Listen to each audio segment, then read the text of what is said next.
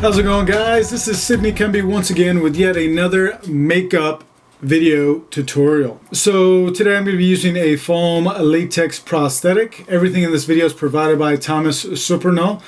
From the prosthetic, the packs paint to the brushes, all provided by Thomas. And so what I'm doing here is I'm putting Prosaid on my nose to fit the piece onto my nose first, because I want to put it on the sort of the center of the prosthetic on my face first, and then work my way out with the paint. Because these generic prosthetics are, you know, they don't fit everybody, so you have to stretch and then, you know, fix edges and whatnot if it's not exactly fitted to your face. Now, if it's fitted to your face, it should go on so easy.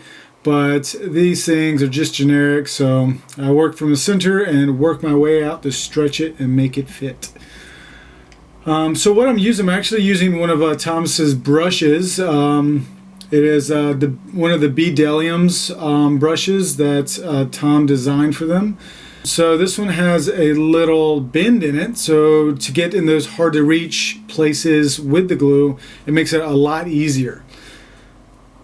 So basically what I'm doing is I'm just applying Prosaid to my skin, you know, and then applying the prosthetic to my face. But I'm doing it when it's wet. So if Prosaid is wet and you apply the prosthetic to your face, it's going to stick, but it's not necessarily going to stay. So you can re-lift it if you need to adjust it or move it. And so that's what I'm doing here. I'm just I put it on heavy and wet so that I can place the prosthetic, and if I like where it looks, I can just leave it. But if I don't, I can always lift it up. Alright, so now what I'm doing here is I'm putting Prosaid on the bridge of my nose and then painting my eyebrows. I'm going with the hair, and then I'm going to apply the brow right there and matching it up, make sure the eyes look good. And now you can see how the eyes are like off the skin pretty well. Because this is generic, it's not fitting me too well, but that's the challenge of using a generic prosthetic, and especially applying it to yourself. It is always going to be way more tough than it is applying it to somebody else.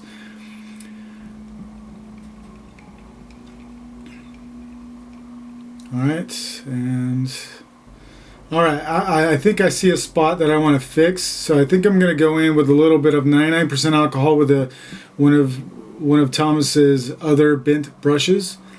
And I'm going to lift the edge because I don't like where it's setting on my face. So I'm going to lift it, and then I'm going to re-glue it back down.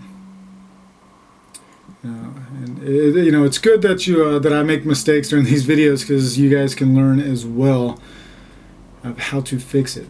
So now, slowed it down a little bit. I am actually using, now that I lifted it, I'm putting more glue down. I'm trying to get it up in there. And then I'm going to pull it tight to make it fit tighter so that the edges look good, and so that this piece, you know, fits me a bit better. So I'm pulling it tight, trying to make sure the edges are going to look good. Boom. And now it is down on the skin. Good enough, good enough. Alright, so coming up, I'm going to start gluing down the edges. Here it is. The good part about gluing down the edges is that you don't necessarily need to lift the edge to glue it down. Prosaid seeps through the foam latex prosthetic. So it seeps through and actually glues to the skin. So as long as you have glue close to the edge, you can just glue the edge down by stippling glue over the top of the edge. So that's what I'm doing here. I feel like I'm going a little bit overboard with the glue, but then again, this is just a self-appliance. I'm not going anywhere with it. The edges don't need to be super perfect. What I generally usually do is I stipple a little bit of Prosaid around the edges just to give a little bit more texture and to sort of, you know, kill the brush strokes. But we're just doing it this way today. And as you can see, I'm trying to get it to stick around my eye, but because there's such a big gap, and I'm trying to push it down when the Prosaid is wet, it's not going to stick. You just have to let the Prosaid dry and then push it to the skin, and then it will stay and stick. And I'm using the end of my brush every now and then. You see that? I'm using the end of the brush to hold it down. I generally put 99% alcohol on the end of the brush and then stick it to the near where the glue is, or else the brush will actually stick to the glue, and then you'll have to use another brush to pry it off with a little bit of 99% alcohol. But yeah, because this thing is so generic, it is kind of harder to get it laid down on the eyes because it's such big gaps. But the good thing about foam latex is that you can stretch it, and it is very malleable, I guess you would say. So you can definitely move it around, and that's what I am doing. The eyes were always tough with this one, so I'm waving it with my hand, trying to dry it. And this is my only my second prosthetic I've ever applied to myself. So I'm still an amateur. I don't really know exactly how to do everything. I'm self-taught, so don't judge. Alright. So it's starting to look better. It's starting to look good. I'm getting it stuck to the face. Adding a little bit more glue. Filling in some gaps with some glue. Going around the edges one more time. Just make sure it's glued down. It's seeped through. Thinning it out a little bit. Alright. So now, if you have edges, like you have edges that are visibly going to be seen, you want to fix those edges. So there is a material called Bondo or Bondo stipple or Prosaid paste, and I'm going to use that in just a bit after I powder this piece real quick. You powder, if you're doing this on a model, make sure they keep their eyes closed so that their eyelids don't get glued open when they open their eyes, especially if you're doing it above the eye. It's just going to glue the eye, show clutter, closed or open. And right here, this is the Bondo stipple that I was talking about. And I make this, I thickened Prosaid, and I added a little bit of Cabasil to make it a little bit thicker. And basically, if you see you have edges, you want to apply this to the edges and try to smooth out the edges best as possible.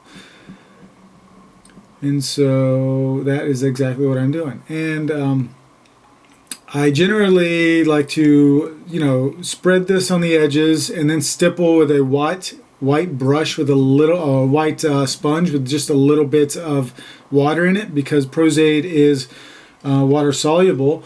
It'll thin it out, and I like to just make sure it's it's thin, it's not too chunky, because the last thing you want is to make the edge worse. So just stipple a little bit of that on there, smooth it out, make sure the edge is gone, and then go in with the sponge and sort of just like add a little bit of texture to it. And I feel like I'm using too much Bondo here. I feel like I didn't have that many bad edges, but it's really hard to see when you're applying it to yourself. So it's, just for me, it was better to be safe than sorry.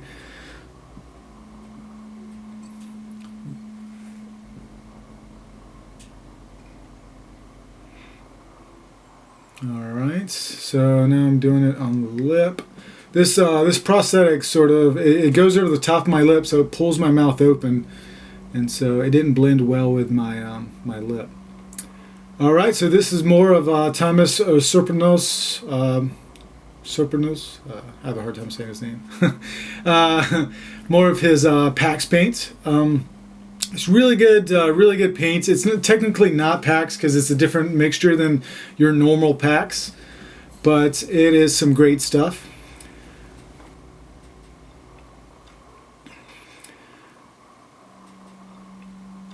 And what I'm doing here is I'm stippling the packs on the foam latex prosthetic, because you have to seal foam latex. You will not be able to use any other paint on top of it unless you seal the prosthetic.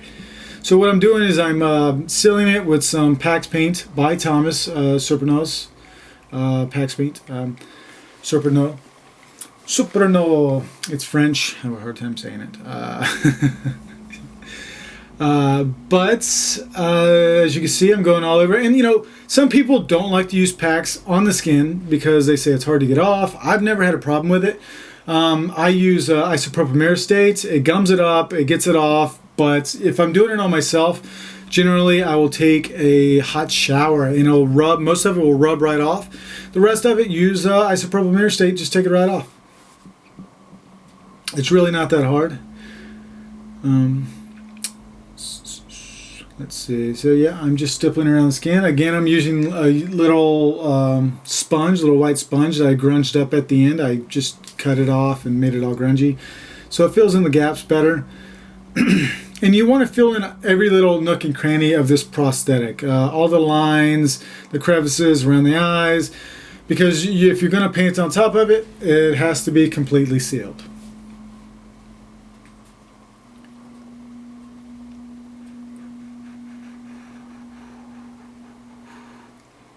Alright, see now I'm going in with a brush to fill in all the gaps.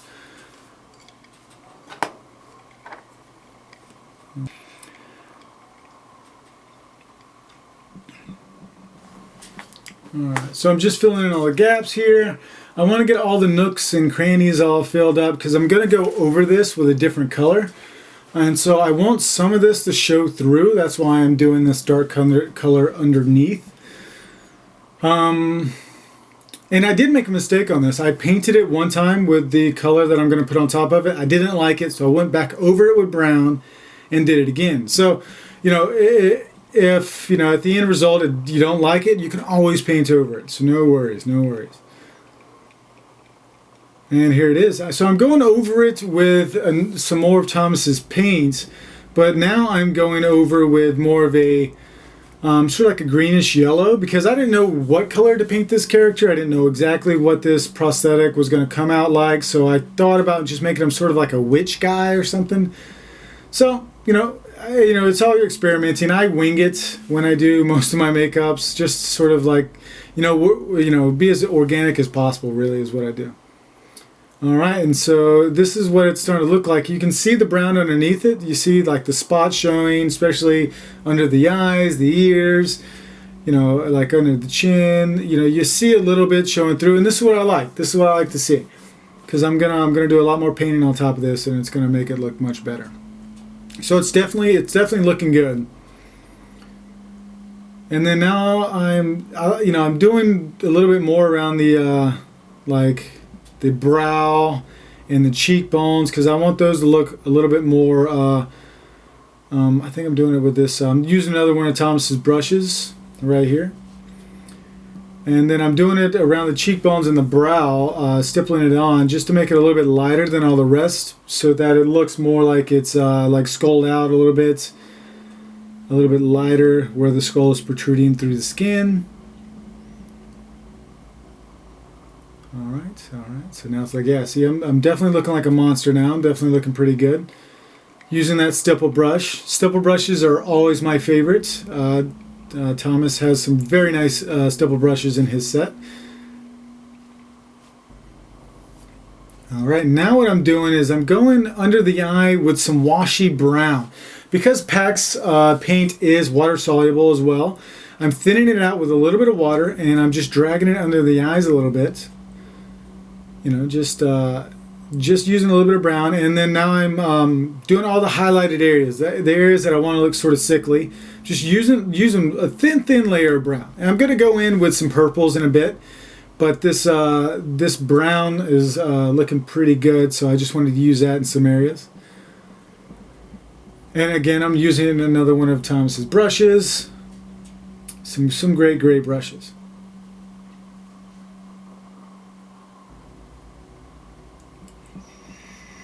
Bdellium brushes are like, you know, some of the first brushes I've ever used, and I still have them. I mean, they last you a while. Even though in effects you'll ruin some brushes, the bdellium brushes are pretty nice.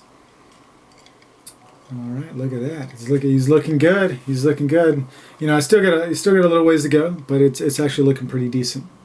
I'm stippling on a little bit more, filling some gaps that I thought I missed. No, looking good. All right, now here I'm going to use my Iwata SBS side feed airbrush because I'm going to airbrush to kill some of the highlights that I added in there, and to you know, knock down some of the brown that's underneath and some of the gloss. I'm going to add some European Body Art Endura airbrush paint on top. This is the FaceOff series Undead So like sort of the zombie series that they have. It's a really good series. This is like what I'm using on this is more of like the dead flesh tone. So it's more of a yellow tone. So it's really going to go well with this. This is going to make it look more translucent like skin like. You know, doing some airbrush on top of it. Thin layers. You know, its layers are key for, you know, making it look like skin. And I also added some green to my teeth, some mouthwash that I have. You can also get some of Thomas Surprenant's mouthwash from FXwarehouse.info. They carry all of his products, so go check it out, guys. Right here I'm using some PPI Skin Illustrator. I'm using one of their palettes. This is the Grunge Palette. I'm using some like browns and greens to flake on the skin with a chip brush, like a brush that you get from Home Depot. And you know, you cut it off at an angle so you'll get some, you know, different spatter types. And I'm spattering it all over the skin to give it more skin texture, to give some just spots. Looking good, looking good. All right. And so I did go in with some Ben Nye from the Bruise Wheel, the Ben Nye Bruise Wheel around the eye and the highlight areas, as you know, before I started the spattering. A little bit of purple. Yeah, right here I'm doing more of the purple. I got some of the Bruise Wheel. I watered it down with some 99% alcohol, and I'm doing some purples around the eyes and around the highlight areas that I want to make look sickly, like the nose right there, up under the nose, some of the wrinkles. I want to highlight with some purple. So I knocked it down with a little bit of the dead flesh by, you know, airbrushing over the top. And I think I'm going to do it again, like just to do one more layer, because I did spots. Now I'm probably going to do one more layer of airbrush over the top of this. So let's see what I do. It's really starting to come together though. It's really looking good. All right here. Yeah, so I'm using some dead flesh again from European Body Art over the top to give it, you know, just layers upon layers of a little bit translucent, as well as knock down some of the shine. All right, there we go. It's starting to come together. It's looking really good. I knocked down some of that purple around the eyes, and then I'm gonna go in with some purple from European Body Art again, some more from the dead flesh. So I just added some purple to the airbrush. I thinned it out with some alcohol just to do, because you want to do thin washes, and there's some added to some highlight areas to add some shadows. So I'm gonna add some shadows on the cheek, just some barely noticeable. Around the mouth, I'm gonna darken around the mouth a little bit to make him look more sickly. I'm gonna do it around the eyes and the nose as well, to just add some, you know, just to break some stuff up, you know, and to blend things together. And then I'm just going to do it all around the face, just to add a little bit more color and spots. It's starting to look really nice. And, you know, being that I've already had my 2 stain that I make, the green stuff. Yeah, look at that. It looks nice. And this is the final look, guys. This is me acting a little weird. I'm acting like a weirdo, but this is the final look. Self-applying a prosthetic is kind of tough, especially to blend the edges. I know there's flaws in this, but you know, this is just a demo. I'm not being super perfect. This is only my 2nd self-appliance, so we did it. It looks pretty decent. I hope you guys enjoyed this video. Again, everything was provided by Thomas Surprenant, or Surprenant. You can get all of his products from FXwarehouse.info. From his mouthwashes to his PAX paints to his prosthetics, all this good stuff. And his brushes you can get from a lot of different places. Just look up bdellium tools and you'll find his stuff. But until next time, guys, make sure you subscribe to my channel. Go to my website, I Shoot the Dead, and follow me on Instagram, I Shoot the Dead. All right, guys, until next time. Catch you guys later. Thanks.